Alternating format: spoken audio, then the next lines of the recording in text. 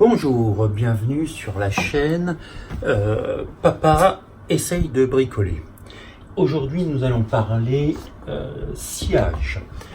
Lorsque l'on fait un peu de menuiserie, une des clés de la réussite, tout le monde le dit, hein, c'est pas moi, c'est la qualité du sciage.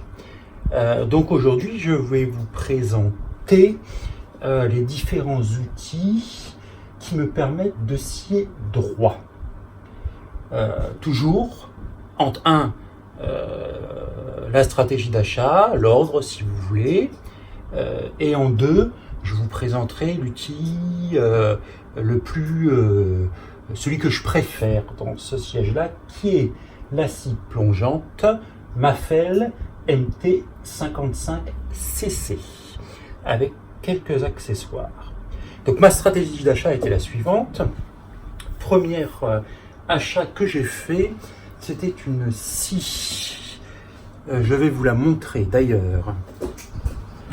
Une scie sur batterie 12 volts Ryobi brushless que voici. Donc c'est une scie 18 volts. J'ai une grande partie comme je vous l'ai déjà dit, de mon équipement électrotartrif sur batterie qui est en 18 volts Ryobi pour plusieurs raisons, choix de la gamme, qualité. Donc la brushless, voilà, qui est équipée d'une lame de, je ne sais plus, 184 mm et de combien de dents d'origine, largeur 1,6 mm avec un alésage de 16. Le nombre de dents, je ne m'en souviens pas, mais je crois que c'est une quarantaine de dents. Voilà un petit peu pour la scie. Donc cette scie, c'est une scie circulaire, non plongeante. On peut fabriquer un rail artisanal avec, etc., etc. Sincèrement, elle est assez puissante pour scier du panneau, et je suis allé au plus loin jusqu'à des plots de hêtre par un bois très dur de 30 mm d'épaisseur. Problème là-dessus, la qualité de la précision de coupe du rail, du système de rail, etc., qui n'est pas au top. Donc, scie plongeante. À quoi elle me sert aujourd'hui? Elle me sert à faire les débits et les pré-débits notamment, et aussi quand j'ai pas besoin de scier vraiment en grande précision, quand je vais sur un chantier à l'extérieur, elle est rangée dans ma boîte de scie électroportative. Donc 18 volts marche très très bien, j'en suis très content. Elle est un peu chère, elle coûte aux alentours de 150 € sans batterie. Ensuite, j'ai acheté une scie sur table. Je n'ai pas beaucoup de place dans mon atelier, donc j'ai acheté une scie sur table, comme beaucoup de gens ont, autour de 300 €. Donc c'est une scie sur table que j'ai acheté à Bricoman, donc c'est la marque de Bricoman, Corman TX, qui est la manne de Bricoman et qui est un clone d'une scie chez Pat. Bon, elle marche assez bien pour une scie sur table premier prix comme on connaît. Le guide parallèle se bloque des deux côtés, on arrive à faire des mesures à peu près droites, je suis arrivé à faire un chariot de construction. La lame est médiocre par contre, donc il faut absolument la changer. Voilà, donc on reste dans une précision qui est acceptable, mais qui n'est pas une précision extrême lorsqu'on peut voilà, faire des meubles, des affleurements. Sur une coupe sur le rail longitudinal, le rail parallèle, excusez-moi, sur 1,60 m, on est voilà, au millimètre, au millimètre et demi au niveau de la précision, avec tout réglé maxi. Et mon troisième achat, et pas le moins onéreux, a été cette merveille, la scie plongeante Mafel MT55cc. qui est la principale concurrente de la scie plongeante Festool de même gabarit, dont je ne connais pas vraiment la différence, la référence. Donc elle coûte dans la même gamme de prix, c'est-à-dire un prix exorbitant, entre 600 et 700 euros, je crois, avec des accessoires. Voilà, voilà. Alors, tout de suite, je vais dire pourquoi j'ai pris celle-là et j'ai pas pris la Festool. Je ne suis pas encore équipé en Festool, donc je n'ai pas de table NFT, de différentes choses, un petit serre-joint de temps en temps, quelques systénaires pour ranger mes outils qui ne sont pas forcément du Festool. Le seul petit Festool que j'ai, c'est le domino, parce que je ne sais pas encore faire les mortaises à la main, et ça me permet de faire des assemblages de grande qualité. Et celle-ci était sur une promotion mieux placée. Et elle me plaisait, je l'ai essayé à prise en main, elle me plaisait.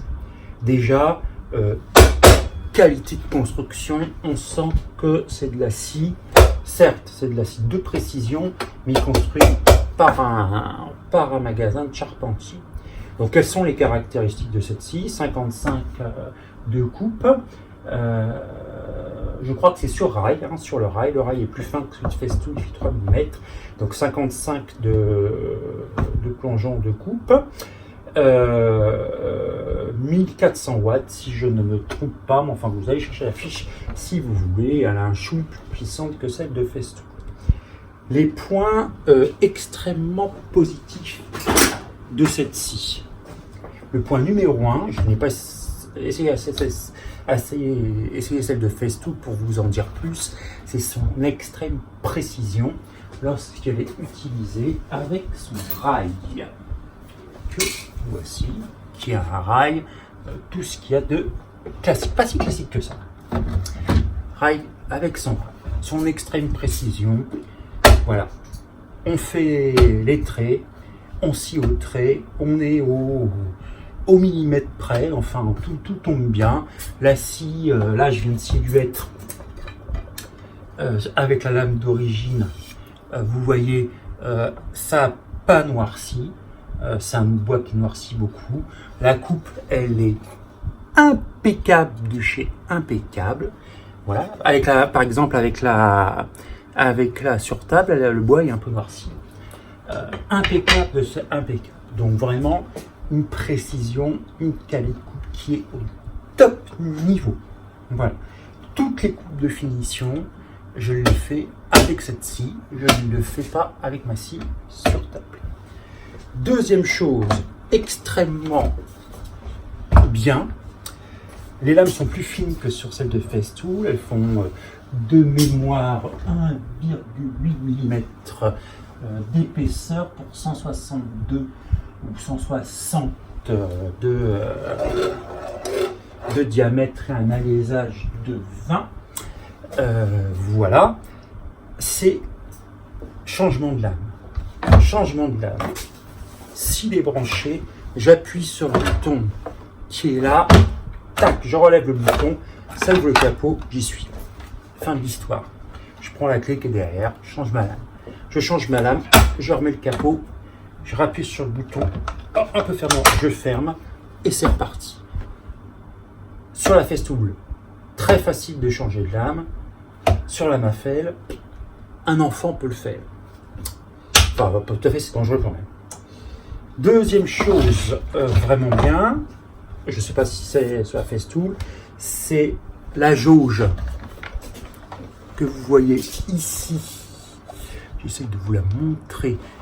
Voilà, que vous voyez ici, de profondeur de plongée qui peut être réglée avec ou sans lame. Là, c'est avec lame.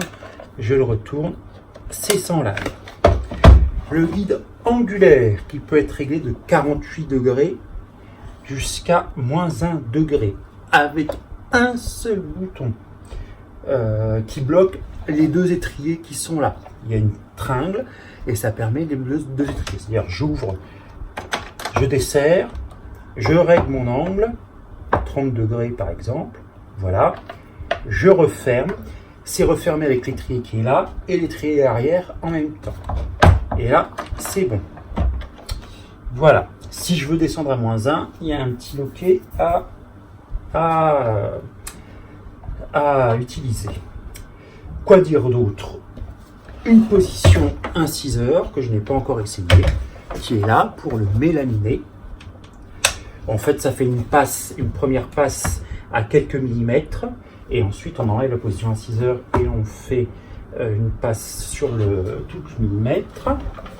Ici, un petit accessoire qui est inclus dans la boîte, qui permet, lorsqu'on est en limite de panneau, d'avoir un aspirateur optimal, hein, c'est-à-dire descendre plus bas que la coupe et pouvoir vraiment aspirer toute la poussière et pas envoyer la purée sur le côté vers la droite. Et puis voilà, hein, je crois que c'est à peu près tout. La gâchette de plongée qui est là, le moteur, ah oui, la vitesse du moteur qui est là, voilà. Sinon, tout est dans des matériaux extrêmement qualitatifs. On a l'impression que c'est indestructible. Voilà. La semelle est parfaitement plate. Normalement, c'est une scie plongeante. Alors, parlons accessoires. Cette scie fonctionne sur les rails Maffel, qui sont ici. Ils sont à peu près vendus au même prix que ceux de la Festool. Ils sont plus fins, les rails Maffel. Elle fonctionne aussi sur les rails Festool et consorts, en enlevant les 4 vis de scotch en plastique. Donc si vous êtes en Festool, vous enlevez ça et hop, pour les jeunesses, ça glisse. Bien entendu, on peut régler, je ne vous l'ai pas montré là, régler le positionnement sur le rail ici. Donc c'est vendu, enfin il est vendu dans le pack que j'ai acheté avec un rail d'1,60 m. J'ai racheté un rail d'1,10 m. Voilà, donc accessoires, les rails, pour moi qui sont indispensables hein, pour la scie plongeante. Les rails sont plus fins. Autre type d'accessoires qu'on peut avoir, voilà, les petits serre-joints pour le rail. Alors attention, les rails sont plus fins, donc les rails ne sont pas compatibles avec les serre-joints Festool. Vous voyez ici que le serre-joint Festool, comparé à l'autre serre-joint, voilà, l'un est beaucoup plus gros, l'autre est beaucoup plus fin. Parce que la rainure en dessous, il y a 2 rainures au choix, une qui est près de la coupe, une plus loin de la coupe. On peut insérer ce serre-joint-là. Et il faut savoir, je l'ai appris qu'un tout petit peu plus tard, mais ça aurait été mieux de le savoir avant, c'est que les rails en fait sont des rails compatibles, enfin c'est les mêmes que les rails Bosch Pro. Et donc que ces petits serre-joints-là sont des petits serre-joints Bosch Pro. Donc au lieu de coûter la paire à 100 €, ça coûte la paire à moins de 50 € sur notre vendeur en ligne préféré. Et les rails aussi. J'ai compris ça après, vous voyez. Donc j'ai 2 rails et j'aurais pu acheter mes 2 rails plutôt en Bosch Pro. Je ne les ai pas, donc je ne sais pas si c'est la même qualité, mais pour moins cher. Donc, les 2 petits serre-joints là, c'est des Bosch Pro. Ça va nickel. J'ai acheté aussi en accessoire une butée Bosch Pro anti-kickback qui se met sur le rail, comme ça. Bon, je ne l'ai pas encore beaucoup utilisé, donc je ne sais pas très bien comment ça marche. Hop, je crois que ça marche comme ça. Voilà, la butée anti-kickback sur le rail, ça bloque la scie. Chez Bosch Pro, 10-15 €. Dernier accessoire que j'ai acheté qui est pour moi très intéressant. Enfin, il y en a 2 là. Chez Maffel. Le même accessoire existe chez Bosch Pro, mais je ne sais pas s'il est juste. C'est un accessoire, un bout de rail qui permet de faire le guide d'angle. Donc c'est extrêmement pratique et très précis. Je règle là par exemple mon angle à 0 degré.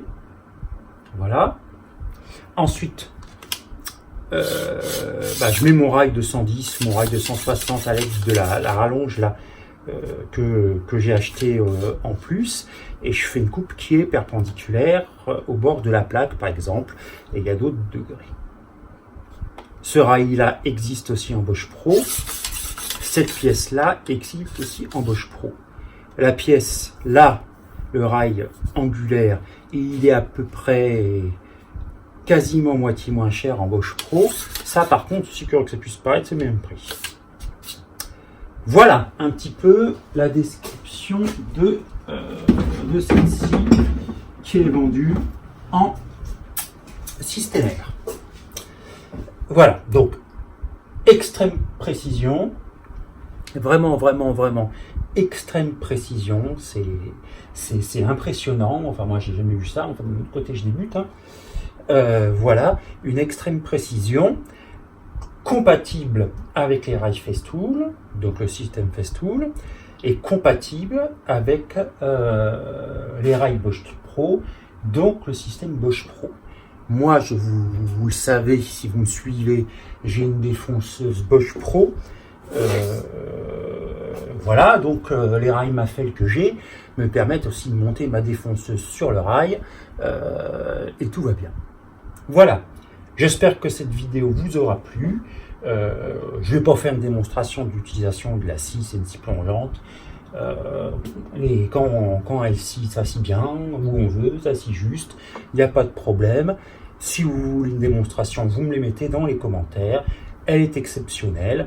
Elle doit rentrer, je pense, quand vous achetez une scie plongeante dans votre stratégie d'achat entre la Festool et la Bosch Pro qui est un peu moins chère, mais que je ne connais ni l'une ni l'autre. Voilà, je vous remercie de m'avoir écouté et je vous dis à bientôt avec un nouvel outil.